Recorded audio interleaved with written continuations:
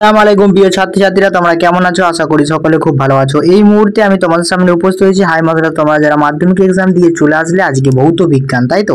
এই ভৌত বিজ্ঞান এক্সামটা তোমরা কিন্তু দিয়ে চলে আসছো, বাট আমি মনে করি এই ভৌত বিজ্ঞান এক্সামটার অনেক এবছরে অন্যান্য বছরের তুলনায় এবছরে যে এমসিকিউগুলো, এসএকিউগুলো এবং সত্য মিথ্যা থেকে শুরু করে যা শর্ট কোশ্চেন এসেছিল, শুধু কালাম ম্যাচিংটা একটু সহজ ছিল, বাদ বাকি আমি মনে করি অনেকটা কিন্তু হার্ড করেছে এবছরের প্রশ্নটা। তার জন্য আমি খুব খুব দুঃখিত যে তোমাদের এবছরে এতটা জটিল প্রশ্ন করার জন্য। আর এমসিকিউতে যদি নাম্বার না তুলতে পারো তাহলে হয়তো অনেকটা নাম্বারটাকে তোমাদের ভৌত বিজ্ঞানে কমে যেতে পারে। সেক্ষেত্রে আমি সাজেস্ট করবো তোমরা এই ভিডিওটা কন্টিনিউ করো এবং তোমরা দেখে নাও কোন কোন অ্যান্সারগুলো তোমাদের এমসিকিউতে ভুল হয়েছে, এবং অবশ্যই সকালে কমেন্ট করে যাবে তোমাদের এমসিকিউ কত কত নাম্বার উঠেছে। আর স্টুডেন্ট একটা অনুরোধ, এই একমাত্র চ্যানেল যেখানে হাই মাদ্রাসার সমস্ত একমাত্র চ্যানেল যেখানে হাই মাদ্রাসার সমস্ত সাবজেক্টের সাজেশন অলরেডি দেওয়া হয়ে থাকে, এবং জীবন বিজ্ঞান তো আমাদের সামনে এক্সাম রয়েছে, তাই মন খারাপ করার কোনো দরকার নেই। ভৌত বিজ্ঞান এক্সাম খারাপ হয়েছে তো কী হবে, জীবন বিজ্ঞানটা আরও ভালো করে দেওয়ার চেষ্টা করো। তার জন্য আমার সাজেশন তোমরা ফলো করতে পারো। অলরেডি লং কোশ্চেনে কিন্তু সাজেশন আমি যেগুলো দিয়েছিলাম সেগুলোর মধ্যে এসেছে। এমসিকিউ গোটা 5-6 একটা কিন্তু আসেনি, বাট এমসিকিউ যে সাজেশন দিয়েছিলাম সেইটির মধ্যে থেকেই কিন্তু এসেছে।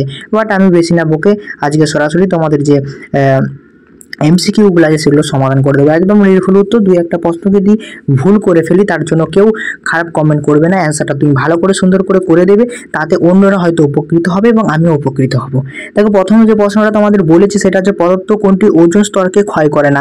এই যে প্রথমে প্রশ্নটা দিয়েছে না, এটাতেই অনেকে ঘাবড়ে যাবে যে অ্যান্সারটা কী হবে, বাবা কার্বন ডাইঅক্সাইড হবে না নাইট্রোজেন হবে না সিএফসি হবে। সিএফসিও তো মনে হয় একটা বিষাক্ত গ্যাস, কার্বন ডাইঅক্সাইডও বিষাক্ত গ্যাস, এই দুটোর মধ্যে কিন্তু তোমরা গুলিয়ে ফেলবে। সেক্ষেত্রে আমি চাই না কে কী অ্যান্সার করেছো, বাট অ্যান্সার কিন্তু হবে কার্বন ডাইঅক্সাইড। অ্যান্সার কি হবে? Carbon dioxide. তারপরে হচ্ছে যে তোমাদের 2 নম্বর যে এমসিকিউ এসেছে সেটা কি না, বয়লের সূত্রে পিভি সমান পি লেখচিত্রটি প্রকৃতি কী রকম। অনেকে হয়তো মূল বিন্দুভাবে করে থাকতে পারো, বাট মূল বিন্দুভাবে কিন্তু হবে না, এটা হবে সমাপরাবৃত্ত। অ্যান্সারটা কী হবে? সমাপরাবৃত্ত। তারপরে দেখে নাও তোমরা 3 নম্বর যে প্রশ্নটা এসেছে সেটা হচ্ছে কি, একটি গ্যাসের বাষ্প ঘনত্ব 16 হলে পদার্থ তার আণবিক ভর কত। তার 16 আণবিক হচ্ছে 2 দিয়ে গুণ করে দিলে সেটা হবে 32 হবে। কত হবে না 32, তার আণবিক ভর হচ্ছে 32। তারপরে হচ্ছে তোমাদের পদার্থ উপাদানগুলির মধ্যে যেটি তাপীয় পরিবাহিতা সর্বোচ্চ সেটি হলো কি, তাপীয় পরিবাহিতা এখানে সর্বোচ্চ কার না হীরা। যার দাম বেশি তার পরিবাহিতাঙ্ক সব থেকে বেশি, সেটা উত্তর হবে হীরক। তারপরে হচ্ছে 5 নম্বর প্রশ্ন কি বলেছে, দন্ত চিকিৎসা কোন দর্পণ ব্যবহার করা হয়ে থাকে। তাই দন্ত চিকিৎসার ক্ষেত্রে আমরা সকলে জানি অবতল দর্পণ কিন্তু ব্যবহার করা হয়ে থাকে। তারপর হচ্ছে মৌলিক বর্ণের আলো কি প্রাকৃতিক হয়ে থাকে। মৌলিক বর্ণের আলো এখানে অ্যান্সার কি হবে, হয়তো অনেকেই হয়তো সবুজ বা লাল করেছো, বাট এখানে অ্যান্সারটা কি হবে, অ্যান্সারটা উপরে সবগুলি, এখানে সবুজ লাল নীল কিন্তু তিনটেই হবে, তাই অ্যান্সার হবে ডি এরটা। তারপরে হচ্ছে R1 R2 রোধ দুটির সমান্তরাল সমবায়ে যুক্ত করলে তুল্য রোধ কত। দেখো এখানে অ্যান্সারটা কি হবে, ইজিলি অ্যান্সার, বাট অনেকে হয়তো গুলিয়ে ফেলবে। এখানে অ্যান্সারটা হবে সি এরটা। কি হবে, R1 × R2 divided by R1 plus R2, উত্তর হবে সি এরটা। তারপরে তোমাদের 8 নম্বর প্রশ্নটা দেখে নাও। 8 নম্বর প্রশ্ন বলছে ভোল্টামিটার = অ্যাম্পিয়ার দ্বারা কোন করা হয় না, এখানে ভোল্টামিটার বা অ্যাম্পিয়ার দ্বারা তড়িৎ ক্ষমতাকে কিন্তু নির্ণয় করা হয়। তড়িৎ ক্ষমতা, কেউ কিন্তু তড়িৎ আধান দেবেন, এটা যার প্রশ্ন যে এক্সাম দিয়েছে সে ভুল করেছে, বাট উত্তরটা হবে কি তড়িৎ আধান। তারপর তোমাদের 9 নম্বর কি প্রশ্ন বলছে, তেজস্ক্রিয় মৌল সবার শেষে যে মৌলটি পরিণত হয়। দেখো এখানে আমি দেখছিলাম তোমাদের এই প্রশ্নটা আমি কনফিউজ হয়ে গেছি অ্যান্সার কোনটা হবে। এখানে অ্যান্সার কিন্তু দুটো হওয়ার সম্ভাবনা রয়েছে, কেউ হয়তো রেডন করেছো, আবার কেউ হয়তো থোরিয়াম করেছো। এক্ষেত্রে আমি মনে করি রেডনটা বা থোরিয়াম দুটো করলেই হয়তো তোমরা অ্যান্সারটা পেয়ে যাবে। এই প্রশ্নটা হয়তো হয়তো যে দিয়েছে একটু হয়তো মনে হচ্ছে ভুল করেছে, বাট আমি পরে তোমাদেরকে জেনে কিন্তু বলে দেব। তারপরে হচ্ছে যে নোবেল গ্যাস আধুনিক পর্যায়ে কোন শ্রেণীতে অবস্থান করে থাকে। নোবেল গ্যাস আধুনিক পর্যায়ে 18 নম্বর শ্রেণীতে কিন্তু অবস্থান করে থাকে। তারপরে হচ্ছে নিচের কোনটি তড়িৎযোগী মৌল। এখানে তড়িৎযোগী মৌল হচ্ছে NaF, অর্থাৎ সি এরটার কথা বলা হয়েছে, সি এর নম্বর অ্যান্সারটা হবে। জলের তড়িৎ বিশ্লেষণের জন্য হাইড্রোজেন এবং অক্সিজেনের গ্যাসের আয়তনের অনুপাত কত হয়। ইজি একটা প্রশ্ন, এটা হবে 2:1। কত হবে 2:1। তারপরে অ্যান্সারগুলো দেখো, অ্যামোনিয়া জলীয় দ্রবণের প্রকৃতি কীরকম হয়ে থাকে। অ্যামোনিয়া জলীয় দ্রবণের প্রকৃতি হয়ে থাকে ক্ষারকীয়। কি হবে অ্যান্সার হবে ক্ষারকীয়, অর্থাৎ বি এরটা। তারপরে তোমরা সরাসরি চলে যাবে লোহার সংকর ধাতুর নাম কি হবে। এখানে লোহার সংকর ধাতু হচ্ছে ইনভার, অর্থাৎ এর দাগের অ্যান্সারটা কিন্তু হবে। তারপরে হচ্ছে 15 নম্বরটা দেখো, অ্যালডিহাইডের কার্যকারী গ্রুপ কোনটি কি। এখানে অ্যালডিহাইডের কার্যকারী গ্রুপ হচ্ছে বি এর দাগের অ্যান্সারটা কিন্তু হবে CHO, বি এর দাগের অ্যান্সারটা হবে। তারপরে সরাসরি আমরা চলে যাব তোমাদের যে শূন্যস্থান পূরণ থাকে, তাই তো 2 এর দাগের 1 এর শূন্যস্থান পূরণগুলো দেখো। এখানে প্রথম প্রশ্নটা কি বলেছে, বায়ুমণ্ডলের শীতলতম স্তর আমরা সকলে জানি মেসোস্ফিয়ার। বায়ুমণ্ডলের সবচেয়ে শীতলতম স্তর হচ্ছে মেসোস্ফিয়ার।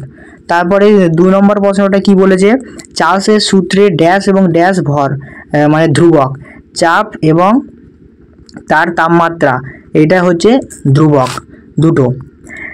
এসআই তে আর এর মান কত, এসআই পদ্ধতিতে আর এর মান কত, এটা একটা জটিল প্রশ্ন, বাট এটার আনসারটা হবে যে 8.314 জুল পার ক্যালোরি। তাহলে অ্যান্সারটা কি হবে, এসআই পদ্ধতিতে আর এর মান হবে 8.314 জুল পার মোল। আশা করি বুঝতে পেরেছো। কোনো অ্যান্সার যদি না বুঝতে পারো অবশ্যই কমেন্ট করো। ড্যাশ তরলের ব্যতিক্রম প্রসারণ দেখা যায়, শুধুমাত্র জলের ব্যতিক্রম প্রসারণ দেখা যায়, তার জন্য আমরা জানি বরফের দেশে মাছগুলো বরফের নিচে বসবাস করতে পারে।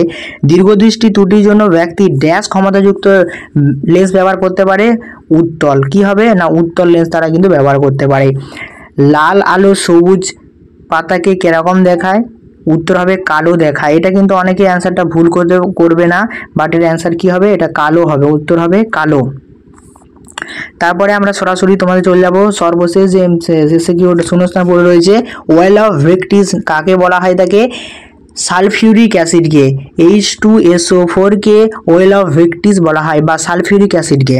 তারপরে আমরা সরাসরি যে তোমাদের রয়েছে দেখে নাও, পৃথিবীর বিপদভাবে ধরা হয় শূন্য ধরা, একদম সত্য, পৃথিবীর বিপদভাবে শূন্য ধরা হয়। অ্যাম্পিয়ারের সাহায্যে তড়িৎ প্রবাহমাত্রা নির্ণয় করা হয় থাকে, এটার সাহায্যে তড়িৎ প্রবাহমাত্রা হওয়া, এটাও কিন্তু সত্য। তারপর হচ্ছে সূর্যের শক্তির মূল উৎস যে নিউক্লিয় সংযোগ, এটাও সত্য। ক্যালসিয়াম একটি সন্ধিগত মৌল, এটা হচ্ছে মিথ্যা, ক্যালসিয়াম একটি সন্ধিগত মৌল নয়, এটা হচ্ছে মিথ্যা। বিশুদ্ধ জল তড়িৎ বিশ্লেষণ পদার্থ, এটা হচ্ছে মিথ্যা। লাভলাড পদ্ধতিতে হাইড্রোজেন সালফাইড প্রস্তুত করা হয়, এটাও কিন্তু সত্য। তারপর অথবা যে দেখো প্রশ্নটা, হাইড্রোজেন সালফাইড বায়ুর অপেক্ষায় ভারী হয়ে থাকে, এটা সত্য, হাইড্রোজেন সালফাইড ভারী, সত্য। এবার হচ্ছে কালাম মেশিন একটু দেখে নাও। কালাম মেশিনে কি বলেছে, প্রথম হচ্ছে ফায়ার আইস বা আগুনের বরফ বলা হয়ে থাকে, ফায়ার আইস বা আগুনের বরফ বলা হয়ে থাকে মিথেন হাইড্রেটকে, অর্থাৎ সিএরটা।